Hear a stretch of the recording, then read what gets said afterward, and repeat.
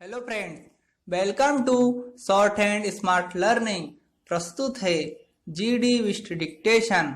Start. उपाध्यक्ष महोदय, मुझे इस विषय पर यह कहना है कि हमारे देश के जो मालदार लोग हैं और समाज विरोधी कार्यवाहियां करते हैं उनकी संख्या बहुत कम है।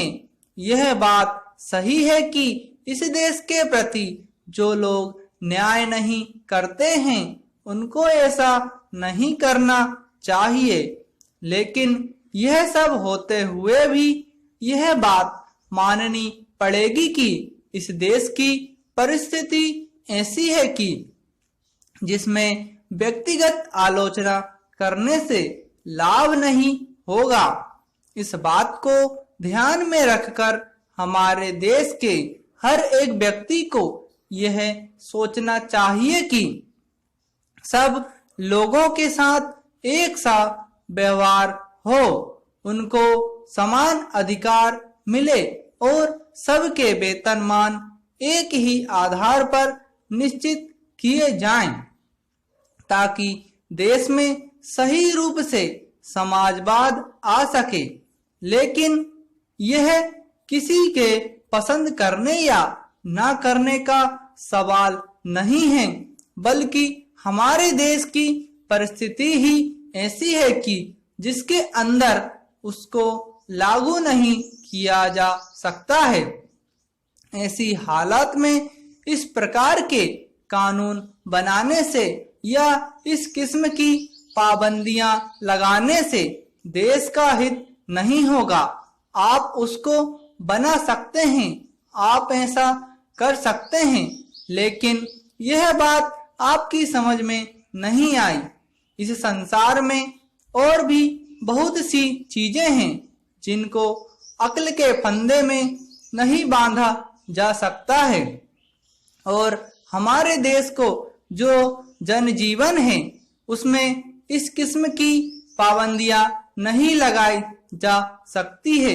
इसलिए मैं इसका विरोध करता हूं और मंत्री जी से प्रार्थना करना चाहता हूं कि इस विधेयक को इस देश की जनता के हित में वापस ले लें। लेकिन इसका मतलब यह नहीं है कि मैं देश की प्रगति नहीं चाहता हूं।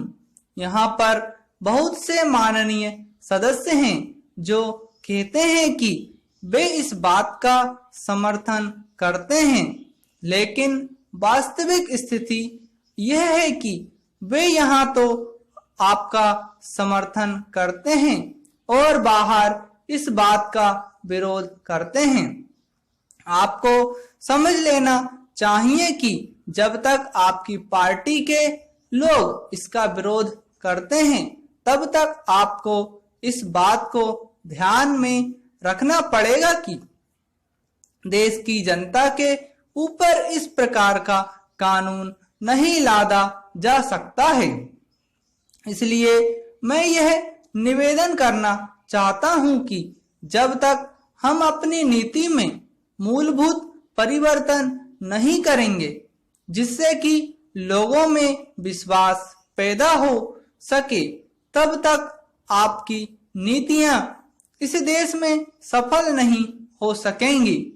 आपको हर एक नागरिक को यह विश्वास दिलाना होगा कि गरीब से गरीब को भी किसी प्रकार से परेशान नहीं किया जाएगा और हर एक को रोटी, कपड़ा और मकान दिया जाएगा। हर एक आदमी को विकास का पूरा मौका दिया जाएगा। तो मैं चाहता हूं कि सरकार इस सिद्धांत को स्वीकार कर ले और देश की जनता के सामने इस बात की घोषणा करे।